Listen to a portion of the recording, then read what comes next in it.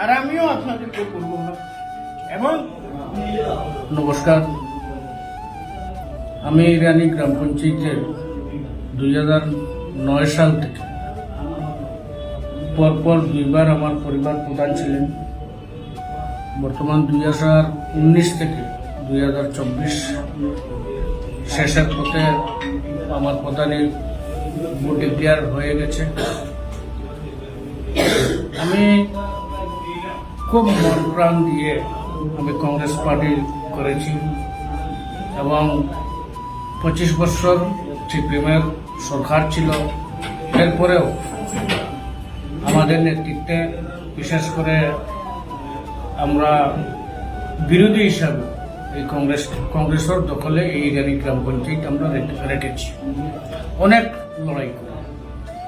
2018 থেকে বিজেপি সরকার থাকা অবস্থায় 2019-এ আবার কংগ্রেস করলাম আমাদের নেতৃত্বে। আমি কংগ্রেস দখল পঞ্চায়েত করেছি এবং নিজে আমি প্রধান। আমি ব্যক্তিগত বিরোধী সেনা আমার কাকু, আমার বাবা হিসাবে আমি মানতাম।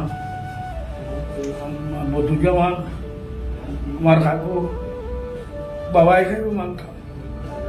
এই যে 2019-এর আমার প্রধানের শেষর পথে আমি যে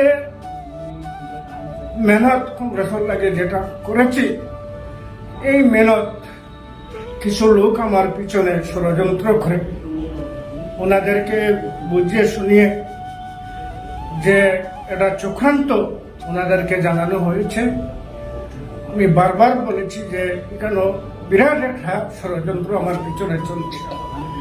এরপরেও আমাকে তারা যেভাবে ইজ্জত দেওয়ার কথা সেই হিসাবে না দেওয়াতে আজকে আমি ভারতীয় জনতা পার্টির আমি জয়েন করেছি এবং আমি মন দিয়ে করেছি। আমি যে কোনো দল কংগ্রেস করেছি ইমানের সহিত, আর এখন আমার মন থেকে আমি বিজেপি পার্টিকে গ্রহণ করেছি, ভারতীয় জনতা পার্টি।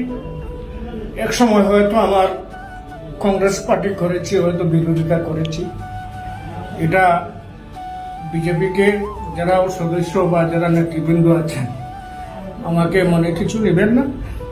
এবং ইরানি গ্রাম পঞ্চায়েতের যারা ভোটার এরাকে আমি ক্ষমা চাইছি, আমার কোনো দোষ নেই।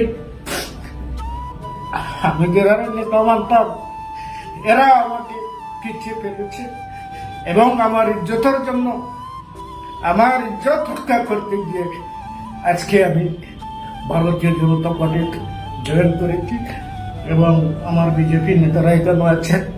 আমি ওনাদেরকে বলবো আমাকে কোনোদিন বলবেন না, আর আমিও আপনাদেরকে বলবো না। এবং ইরানি গ্রাম পঞ্চায়েত বিজেপি দখল করতে গিয়ে যতটুকু আমার প্রাণ চেষ্টা লাগে আমি বিজেপি দখল করার চেষ্টা করব এবং কংগ্রেস মুক্ত করব।